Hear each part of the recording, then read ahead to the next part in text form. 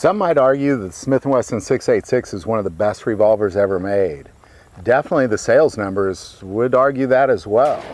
The 686, introduced in 1980, is a 6 or 7 shot double action revolver chambered in a .357 Magnum and also fires the .38 Special, based on the Smith Wesson L medium frame. And there's a lot of things people know about the Smith Wesson 686, but what we're going to talk about is the top 10 things you probably didn't know about the Smith Wesson 686 revolver. Number 1. The Smith Wesson 686 is designed for the .357 Magnum and also take the .38 Special.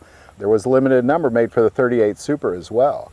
Never seen one out there, but I'd love to get a hold of one of those. Number 2. There are 18 variants of the 686 with barrel lengths from 2.5 inches to 6 inches, including different grip options and a Picatinny rail. There's so many varieties of the 686. There's not too many that are exactly the same. Number 3. Smith Wesson 686 CS1 was specifically made for U.S. Customs Services. I haven't seen one of those either, but that'd be a great find to have. Number 4. Early 686 models, this is pre-1987, had a cylinder binding with some .357 Magnum ammo. And it was in 1987 that Smith & Wesson recalled and had a no-charge upgrade for the 686. If you're ever in the market for a used 686, you can find these by looking for a letter M stamped on them. If you find that letter M, you know that it has been sent in and factory upgraded. Number 5. France, Norway, Luxembourg, and the U.S. all use the Model 686 in their police and military for use in and around water.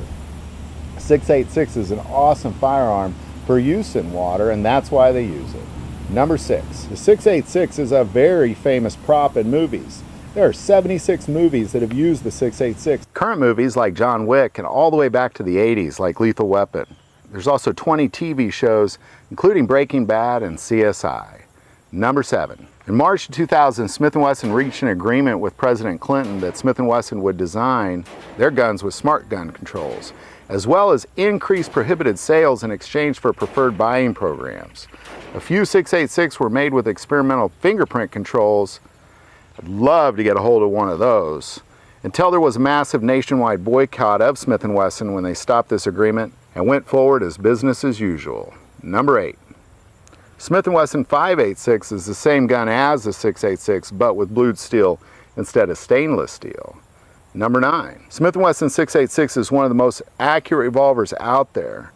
People have argued that they have easily gotten groups under 1 inch at 25 yards. And finally, number 10. If you look at the model number of your 686, if you have a dash in it, that number and the dash signify the evolution of change in the 686. 686 with no dash is the original model. 686-1, they added a radius stud package and a floating hand. That was in 1986. In 1987, they changed the hammer nose and bushings. That's the 686-2. In 1988, they added a New York retention system. That's the 686-3. And in 1993, they changed the rear sight, drill and tap frame, different extractor, Hogue grips. That's the 686-4. 1997, they changed the frame design to eliminate the cylinder stop stud, changed to a metal injection, floating firing pin, and an MIM trigger. That's the 686-5. And finally, in 2001, they added an internal lock, and that's the 686-6. So there you go. There's my top 10 things you probably didn't know about the Smith & Wesson 686. I'm sure there's a lot of things I didn't mention. If there are some, definitely put it in the comments below. If you like this video, click like and subscribe.